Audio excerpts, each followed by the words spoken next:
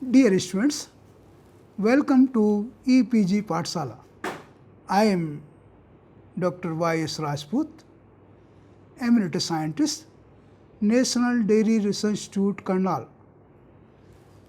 In today's presentation, we will be discussing one of the biochemical technique, that is hydrophobic interaction chromatography. You might have come across the several modules on chromatography, which includes modules on ion exchange chromatography, gel filtration chromatography, affinity chromatography, HPLC, and other forms of chromatography. So, this is also one of the chromatographic technique used for separation of molecules. Specifically, hydrophobic interaction chromatography is used for separation of macromolecules, specifically the protein molecules. As you know that protein is comprised of amino acids, which essentially have one amino group and one carboxyl group. These groups are used in peptide bond formation. However, each amino acid also have side chains. These side chains can also have carboxyl group, amino group, and also aromatic groups and hydrophobic groups. And if we see that these groups are present in protein and contributes to the protein structure. If we see specifically the hydrophobic amino acids, and these will contribute to the hydrophobicity of the protein structure. And this structure, that is the hydrophobic structure in protein molecule, is key to the overall understanding of hydrophobic interaction chromatography. One of the very similar chromatography, that is the HPLC, that also depends on hydrophobic interactions. So, here my efforts will be to make you more understand that how these two chromatographic techniques differ from each other, and under what situation hydrophobic interaction chromatography will be useful and can be employed for large scale purification of protein molecules in particular. So, these aspects will be covered in my presentation on hydrophobic interaction chromatography. Tresselius in year 1948 noted that proteins precipitated at high salt concentration can be adsorbed at salt concentrations which is lower than the required for precipitation. This observation has made foundation for hydrophobic interaction chromatography. It is essentially a separation technique which is exploited for separation of proteins. He noted that certain adsorbent were good adsorbent for protein in presence of high salt concentration, and same adsorbent in salt-free environment was poor adsorbent. Over the years, cellulose, cross-linked dextran, that is Cefadex, cross-linked agarose, that is Cefarose, and other supports became available for coupling of ligand, and also the number of coupling methods for linking ligand to support reported in literature. Till year 1972-73, adsorbents had mixed ionic hydrophobic character, but binding of solute was predominantly hydrophobic in nature.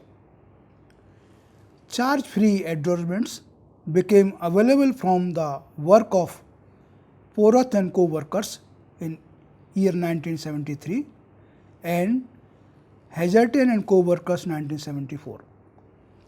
These developments and contribution of R&D companies have given a lot more option in separation science.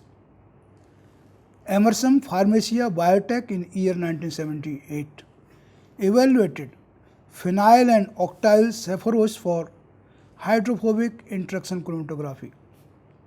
It has been possible to purify recombinant proteins receptors, nuclear proteins, and membrane-bound proteins. Even enzymes can be reversibly immobilized using hydrophobic interaction chromatography. While ion exchange chromatography relies on surface charge, gel filtration on size, hydrophobic interaction chromatography can even be influenced by buried non-polar groups. There will be difference between native and unfolded structure of protein in terms of the exposure of non-polar groups in protein, and this difference can be exploited in separating native proteins from other forms such as misfolded or cleaved proteins. So, this technique can also be used for detecting conformational changes in proteins. The technique of hydrophobic interaction chromatography is usually applied in combination with ion exchange and gel filtration chromatography. Pre-treatment of sample is minimum. Binding of protein to adsorbent is enhanced in presence of high salt concentration, which have anti-cheirotropic property, and these salts also stabilize protein structure. Hofstee in year 1973 and also Saltel in year 1973 independently proposed that mode of interaction between protein and ligand is similar to self-association of small aliphatic organic molecules in water. It implies that interaction between protein and ligand is hydrophobic in nature. Porath and co-workers in 1973 suggested salting out effect of salts in hydrophobic adsorption of proteins. This supported view of Tesselius proposed in 1948 that salts at higher concentration promote binding of protein to adsorbent. Porath and co-workers in 1973 also proposed that driving force for such interaction is entropy gain arising from structure changes in water surrounding hydrophobic pockets in protein and adsorbent. Hazzett in year 1977 used thermodynamic theory for explaining hydrophobic interaction. He proposed that before binding a protein to ligand, water molecules attached to hydrophobic region of both ligand and protein are ordered. Ordered structure of water molecules results in lower entropy. During binding of protein to ligand, the ordered water molecules at these sites are displaced, and when these water molecules are in surrounding place, these will be disordered. It is to be noted that disordered water molecules possess more entropy than ordered one. At a given situation, both ordered water molecules and disordered water molecules are present, but their numbers are different. The interaction of protein to ligand tilts this ratio of ordered to disordered in favor of disordered water molecules. The net result of binding of protein to ligand will be on entropy, and entropy of the system will be increased. Thermodynamic equation is given by delta G is equal to delta H minus T delta S, where G is the Gibbs free energy and S is the entropy and H is the enthalpy and T is the absolute temperature, and delta G refers to change in free energy, delta H refers to change in enthalpy, and delta S refers to change in entropy. If we assume entropy from water molecules attached to ligand and the protein and in surrounding before binding of protein to support, kindly see the left side of the figure. If this is S1 and S2 is the entropy of water molecules after binding of the protein to support, see the right side of the figure, then S2 will be larger than S1. Hence, this will be always positive. That means change in entropy will be always positive. If we assume that there is no change in value of enthalpy or that it is 0, then value of the delta G will have more negative. It implies that free energy of the system will decrease on binding of protein to ligand, and this is how the binding of protein to ligand is favored. In nutshell, it can be said that thermodynamically binding of protein to ligand is favorable and process is governed by displacement of ordered water molecules from the interface of binding regions both on protein and the ligand. Hydrophobic interaction follows Hofmeister series of salt.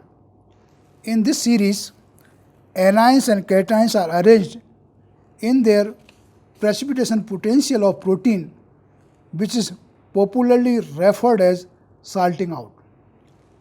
Series in reverse order reflects the salting in potential or a chiotropic potential. Chiotropic agents can disrupt hydrogen bond in water molecules. The salting out series of salts also follow similar effect on molar surface tension of water. This means salts which are used for precipitation of protein will also increase surface tension of water. Increase in surface tension may also help in binding of protein to ligand. Involvement of van der Waals attraction in binding is also proposed. Like other chromatographic techniques, hydrophobic interaction chromatography also involves binding and elution steps. So this is essentially required in all the form of chromatography. In first step, the analytes or molecules of interest must bind to it, and in the next step, after removal of any contaminated protein, these must be eluted out. Binding in case of the hydrophobic interaction chromatography is carried out in presence of high salt concentration. Preferential salts are those salts which are preferred for salting out of protein.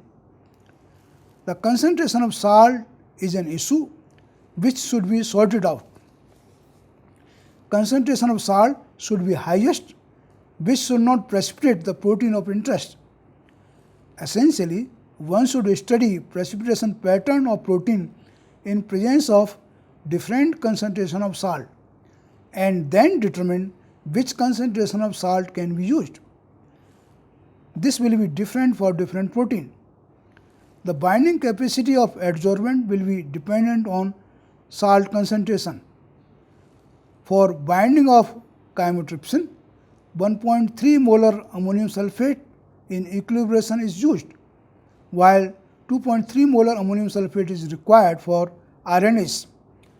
Protein can be eluted by decreasing salt concentration in linear fashion or in steps. In this slide, the structure of various supports or media are shown. These are butyl saccharose, octyl saccharose, phenyl saccharose, alkyl saccharose. And also you see that these ligands, which has the hydrophobic moiety in it, are coupled to support through a glycidyl ether coupling. The beauty of this coupling is that it does not contribute to the charge on the overall media. That means contribution of the charge in separation of protein molecules through hydrophobic interaction chromatography will not be there. When we see this particular feature of it, we must be reminded that when the technique of the hydrophobic interaction chromatography was developed, at that point of time, such good quality hydrophobic media were not available. So, at that point it was always believed that charge and the hydrophobic interaction both can contribute to the separation of the protein using such systems. Also you see that these ligands which are attached to the support, they have a very small arms having the hydrophobic moiety. These are butyl, octyl, phenyl and alkyl. And also you see that if we compare these ligands with the reverse phase HPLC, where the chain length of the carbon is something around 16, 18, so much larger. So that is one of the difference between hydrophobic interaction chromatography and the reverse phase HPLC. In case of the phenyl saccharose, where the phenyl ring is there, the phenyl ring structure can also contribute to the interaction with the hydrophobic protein molecules, specifically the pi-pi interaction from the phenyl saccharose, the phenyl group, and the such groups present in the structure of the protein where pi bond is there. Such interaction stabilizes the interaction of the ligand with the protein molecule. So we see that these are very effective ligand structure molecules which are used for the in the hydrophobic interaction chromatography. In this slide, the focus on that how much salt concentration is required for binding of the protein to the support. Usually in other chromatography techniques, effect of the salt on the binding capacity of the adsorbent is not noted. But this is the one of the technique where the salt concentration influences in a big way in binding capacity of the adsorbent. That means if you increase the salt concentration, the binding capacity of the same support or a media will increase. But there is no fixed formula that this is the one concentration which always has to be used. One has to experimentally determine at what concentration of the salt one can get the maximum binding which could be true for a one protein only. For another protein, one has to again optimize the conditions and find out what concentration of salt will be required. But this is certain that in this hydrophobic interaction chromatography, not only the binding is there of the protein with the ligand, but binding capacity of the media is also greatly influenced. So one thing should be very important, that one has to select a salt concentration which should not precipitate the protein. If protein is precipitated, then the selectivity in hydrophobic interaction will decrease. So one has to really find out which concentration of the salt which is not precipitating the protein, but this is the highest concentration. That concentration perhaps is the good enough for having the optimum results from the hydrophobic interaction chromatography. Now I will be discussing whether pH can influence the performance in the hydrophobic interaction chromatography. As we know that if we change the pH, it can change the dissociation of the groups present in protein. For example, the dissociation of the carboxylic group is changed if we change the pH. That means carboxylic group, that is COOH, can exist in COOH form or in the COO minus form. Similarly, the amino group, which may exist as NH3 plus, can also exist as NH2 on dissociation of the amino group. So that means if dissociation of the group is there, it will change the hydrophobic characteristics of these groups. Carboxylic group in undissociated form is more hydrophobic. Amino group in dissociated form is more hydrophobic. So, that means pH can make an impact on the hydrophobic content in the protein structure. So, that means if we change the pH, hydrophobicity of the protein molecule will change, and once this is changed, its binding to the support will change. So, that is one aspect one has to understand very carefully, that once you change the pH, hydrophobic characteristics of the protein molecule will change. Another aspect, if we change the pH of the protein molecule, it will change the structure. So, that means if it results in the unfolding of the protein molecule, then many of the buried hydrophobic moiety in protein which are inside will come out and will change the hydrophobic character of the protein molecule. Because the binding of the surface hydrophobic structure of the protein is observed with the ligand molecule, not with the buried one. So, that means this effect is complex one, and the effect observed effects also of the pH is not reproducible because of these two reasons, because pH can make the impact on dissociation as well on the structure of the protein molecule, and ultimately changing the hydrophobicity of the protein molecule.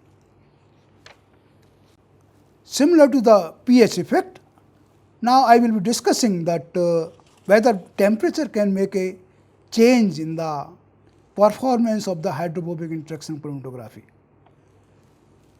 Effect of change, to understand, we must go back to the thermodynamic equation, that is delta G is equal to delta H minus T delta S, where T is the absolute temperature. So, if we increase the temperature, it will increase the value of the T delta S. So, this is the negative term, and that means it will increase the value of the delta G in negative terms. So, that means free energy of the system will decrease and reaction is likely to be favored. So, that means if we just apply this particular concept of the thermodynamics, then change in temperature will result in leading to a lower free energy and will cause the hydrophobic interaction in a better way. So, the reaction will be favorable. But at the same time, we must also see that if we change the temperature, or specifically we increase the temperature, then three-dimensional structure of the protein will collapse, and once this structure is collapsed, then many of the buried hydrophobic regions will be exposed out. So, that means hydrophobicity will be changed. So, again this is very important to understand that effect of the temperature on the hydrophobic interaction cannot be judged by one particular concept. It has a multiple components in it, and effects will be to that extent only. So, one cannot generalize that if you increase the temperature, it is going to help in better binding or resolution in hydrophobic chromatography. From case to case it will differ, but effect of the temperature will certainly be observed on performance of the hydrophobic interaction chromatography. Here I will also make a point that certain additives can influence the detachment of the protein to hydrophobic media. Low concentration of water miscible alcohols, detergents, and aqueous solution of chiotropic, that is salting in salts, result in weakening of protein ligand interactions in hydrophobic interaction chromatography. This results in desorption of the bound solute, that is the protein molecules. The non-polar parts of the alcohols and detergent compete effectively with bound proteins for absorption sites on the hydrophobic interaction media, resulting in displacement of the latter. Chiotropic salts affect the ordered structure of water. Both types of additives also decrease the surface tension of water, thus weakening the hydrophobic interaction to give a subsequent dissociation of the ligand solute complex. Here the focus on how much closeness is the hydrophobic interaction chromatography with reverse phase HPLC. If we compare these two techniques, then both of them uses hydrophobic interaction between the molecules which bind to the support and the support itself. So this interaction is the basis for the separation of the small molecules, specifically in reverse phase HPLC, and macromolecules, both in case of hydrophobic interaction chromatography and reverse phase HPLC.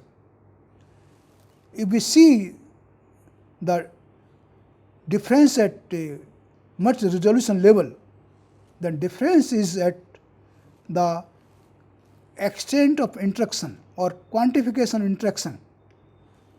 If we see this value, then more hydrophobic or intense hydrophobic interactions are observed in reverse phase HPLC as compared to hydrophobic interaction chromatography.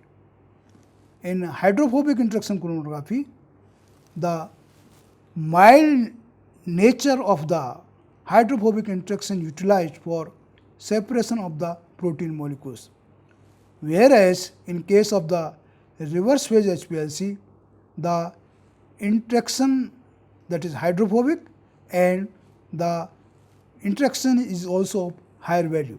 So that means it could be easy to elute out the proteins from hydrophobic interaction chromatography system, but if you use the separation of the proteins on reverse phase HPLC, invariably proteins will bind more tightly to the reverse phase column and their elution will require more harsh conditions and which will ultimately make the proteins inactive. So one should be very clear that if protein is to be purified and available for further use in active form, then hydrophobic interaction chromatography is method of choice, not the reverse phase HPLC. Reverse phase HPLC could be good for separation of small molecules, separation of peptides even. So for the characterization purpose. So these two involve the hydrophobic, these two have the similar binding and elution patterns. Also one have a better choice in case of reverse phase HPLC for analyzing and separating molecules which are smaller in size, large in size, different chemical nature. So wide applicability of the reverse phase HPLC, but hydrophobic interaction chromatography is largely used for the separation of the protein molecules, specifically useful for if you want to isolate the protein in active form. At this point, I also thought to give you an idea about how much is the utility of the hydrophobic interaction chromatography in overall system of the protein purification. Hydrophobic interaction chromatography is complementary to ion exchange and gel filtration chromatography. This chromatographic technique is used for as one of the intermediate steps in overall purification strategy of protein. This technique is preferentially used just after ammonium sulfate fractionation step, as it avoids needs to remove ammonium sulfate. In fact, ammonium sulfate helps in promoting hydrophobic interaction. If the technique is used after ion exchange chromatography, wherein elution is carried out with salt, there is no need to remove salt from the eluent. Thus, technique can be employed after ion exchange chromatography as well. The technique can also be used after gel filtration. as the fractions coming out from the gel filtration column do contain 0.1 to 0.2 molar sodium chloride, which is not required to be removed for hydrophobic interaction chromatography. The hydrophobic interaction chromatography is better used for preparatory work. The column can be easily packed in desired size. There is not much restriction in sample size as in case of gel filtration chromatography. This chromatography is used prior to affinity chromatography. Dear students, by now you might have realized that hydrophobic interaction chromatography is one of the chromatographic techniques which is complementary to ion exchange chromatography and gel filtration chromatography. It should be also clear that hydrophobic interaction chromatography can be used after amino sulfate salt fractionation step, or after ion exchange chromatography, or after the gel filtration chromatography. The one of the very advantage of this particular technique is that it can resolve the native proteins from the inactive proteins. So that way, this is the only chromatographic technique which can separate the biologically active protein molecules from the inactive protein molecules. And we see that this is the one which can be used for the preparative form, that is, it can separate the large amount of proteins, like in case of the ion exchange chromatography or the gel filtration chromatography. In nutshell, we see it. This is the one chromatography which works, its interaction works in presence of the high salt concentration, and the protein can be eluted easily by just decreasing the salt in the buffer, so to allow the detachment of the protein molecules from the column. So this is the one particular technique which has worked with many proteins, but not with always with all the proteins. So one has to be very selective in choosing and testing whether this particular technique can be used with one set of protein molecules or not. If this works, this creates wonders for separating the protein molecules by using the simple column where the binding is in presence of the salt and elution in absence of the salt. So at the end, I must thank Dr. Dheeraj Kumar Nanda, who has helped immensely in making the slides, making the presentation, and overall contributing to the e-content of this particular module. Thank you.